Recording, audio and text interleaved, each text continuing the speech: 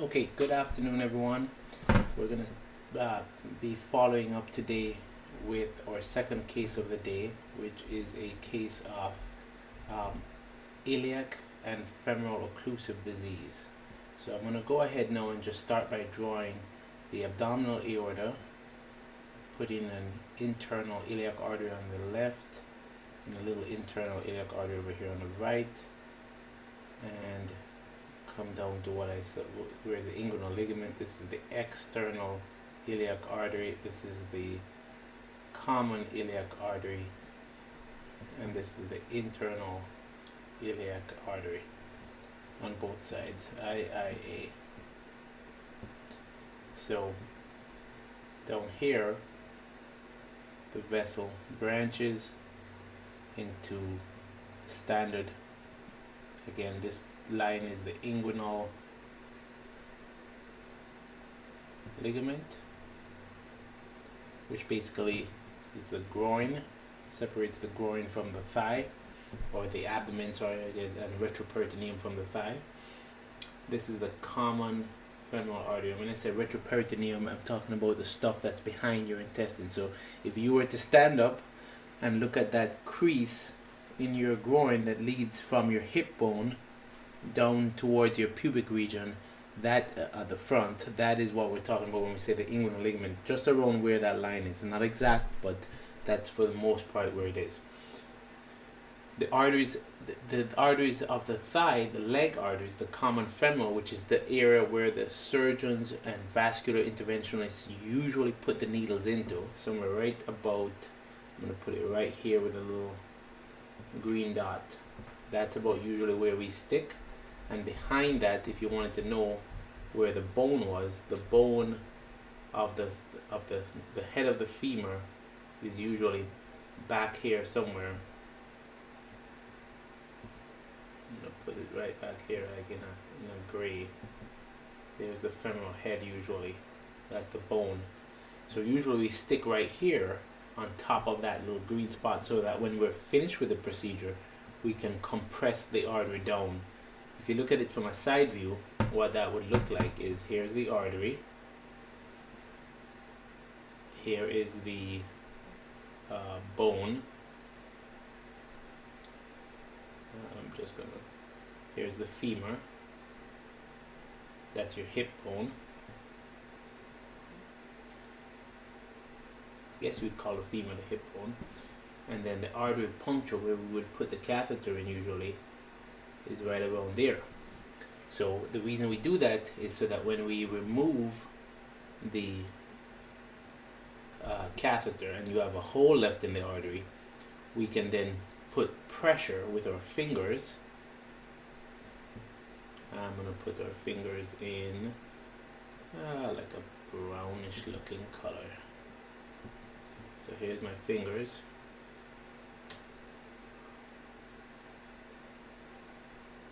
That's a terrible finger. Holding pressure on the skin of the patient and trying to compress it, so that eventually what will happen is a clot will be formed right on the surface here where that hole is. And so when you get up out of bed, there'll be no bleeding. This is an important point about interventional procedures when people use a catheter or a needle and go into your blood vessels. You should be aware of the fact that after the procedure is done, you may have a hole in your blood vessel, and you should try not to move, because if you move, then you will end up with bleeding, and you might need to go back to the operating room for a second procedure. So in this case, this patient had a lot of disease, and I'm going to draw that in here by the form of yellow, kind of yellowish plaque that was all here. This is all diseased blood vessel here. And even up here, there was a lot of disease, to the point where the person's blood vessel was quite narrowed.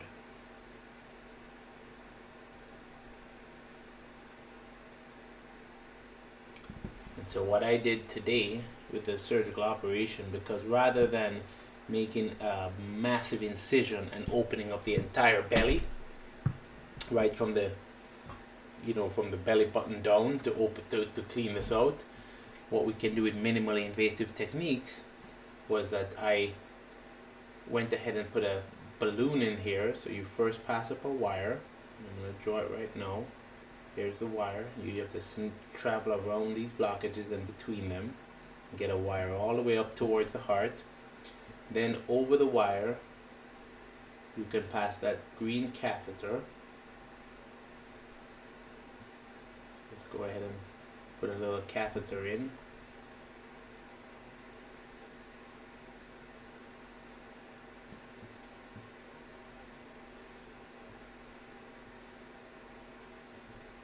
Let's see if I can do that properly.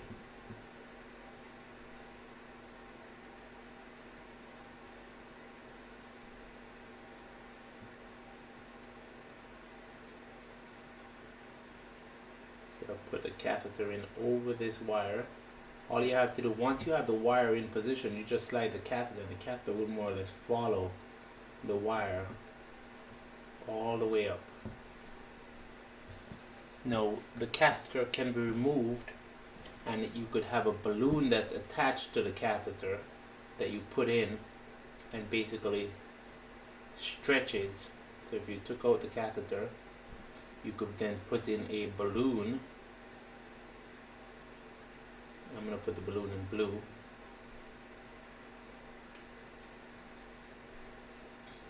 And you could stretch sequentially. A little bit bigger, a little bit bigger, a little bit bigger. This balloon, which is attached to a catheter that you slide over. And you can slide this catheter, this blue catheter, inside of this green catheter and stretch open this vessel. Now, every time we do a balloon angioplasty, whether it is a balloon angioplasty, it just basically means stretching and changing the shape of the blood vessel by using a balloon to stretch things open from the inside. Whenever we take down the balloon, what you'll find is all of this yellow stuff here is now kind of smushed over to the side, just like that, and it's much more contained and does not affect the blood vessel as much. It's not so much narrowed. Now, doesn't mean that the disease is gone, doesn't mean that we've now fixed the problem. We've just stretched open the vessel and pushed all this over, but to sometimes some of this does not completely resolve, and there still is a remaining narrowing. Sometimes the disease is actually more hardened than we think, and you might get areas where there is very little improvement whatsoever. And in those cases, sometimes, for example, a case like right here and here, you might say, well, we should go ahead and do something about it. Now, you could put the balloon up or put a bigger balloon and try to stretch it, but you don't want to put too much of a balloon up. Ultimately, you could burst the blood vessels. So what we do in that case is we slide up a stent, which is a metallic nitinol, usually is the main product, nickel titanium stent, and we will put these kind of stents in, and they to some degree have their own expansive forces which are a little bit stronger than the balloon. And we put that stent in,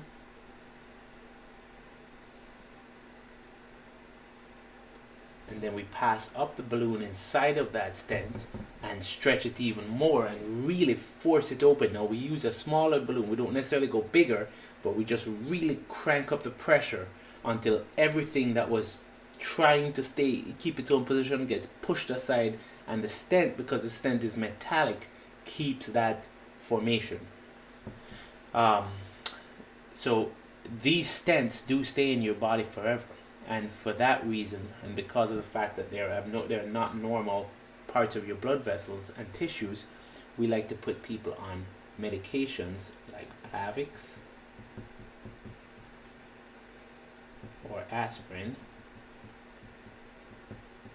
for several months, at least until the stent is fully incorporated. It's not as serious as when you have a stent in your heart, where you have to have those stents on, or a drug-coated stent which remains um, uncoated by the body's own natural tissues because of the chemotherapy drugs on the inside of the stent.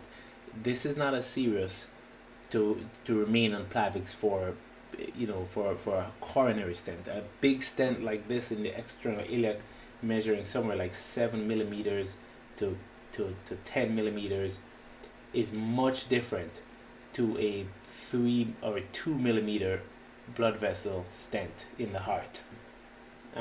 Those stents, you definitely need to stay on the Plavix and follow your cardiologist. And just think about it, the side effect of a stent being occluded by new platelets and your own blood cells rushing in there and forming a clot on the inside of a stent in the heart is a heart attack. Whereas this, if this went down, you have some leg pain, you might even have a risk of losing your leg. But I think the heart attack is a higher risk than leg attack, because heart attack could mean your life. Whereas the leg, you can live without the leg, you can't live without your heart. So with that said, after we put that stent in and we stretched it open, so I'll just go back a little bit here and draw the final picture.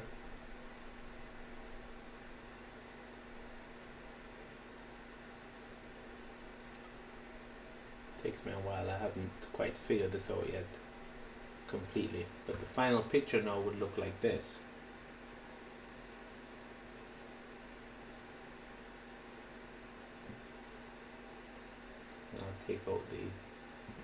Let's take out the wire now at the end, just show you the final picture. So the final picture looks something like this, with the stent almost fully open here. And so you can see that now there's excellent blood flow going into this leg, and this patient will immediately have an improvement in symptoms.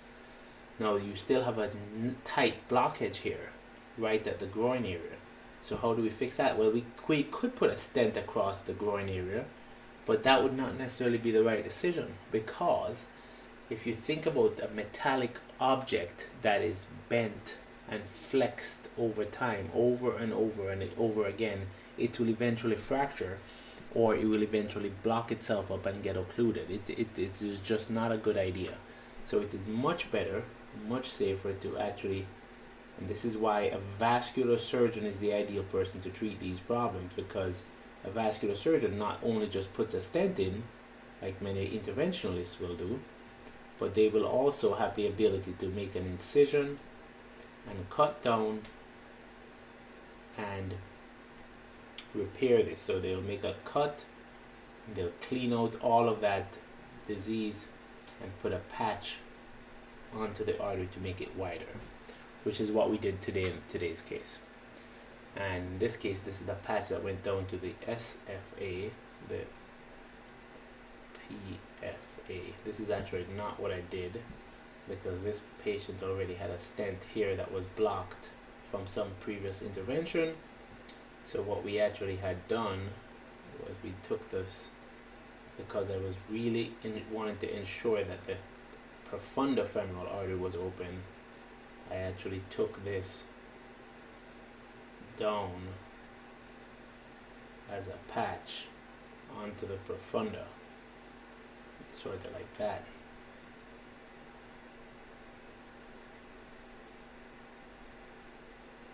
And so this profunda femoral artery, which is the really the life source of the leg, if the SFA occludes, many people in America have a blocked superficial femoral artery. That's the main straight vessel. This main superficial femoral artery is the main vessel that leads right down behind the knee. Sorry.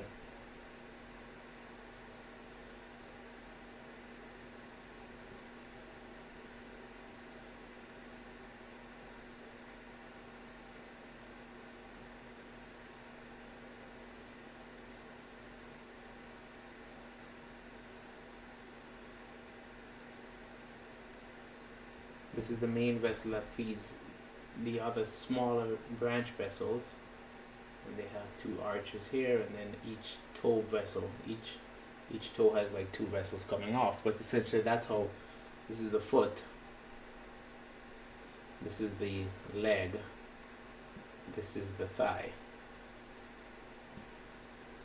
Here's the knee. And this is a pretty simplified picture of it, but essentially this vessel here was blocked off in this patient because they had had a previous stent which was totally clotted. Now, if the pain is not improved by this profunda and all the little side branches that the profunda gives as collaterals,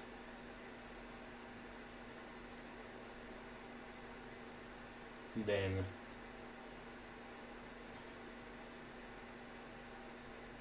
what we will have to do eventually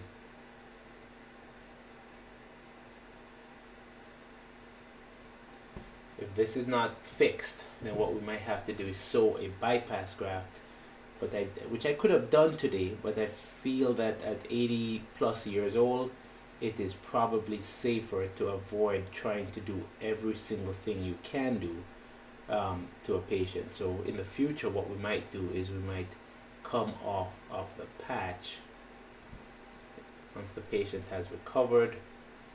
We might come off of the patch with a femoral to above knee popliteal bypass, which will carry blood around this blockage.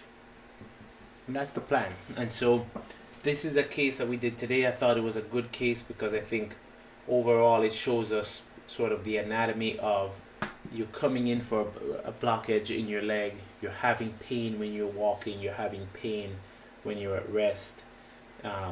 You might even have a wound and you're not sure exactly what your surgery is planned.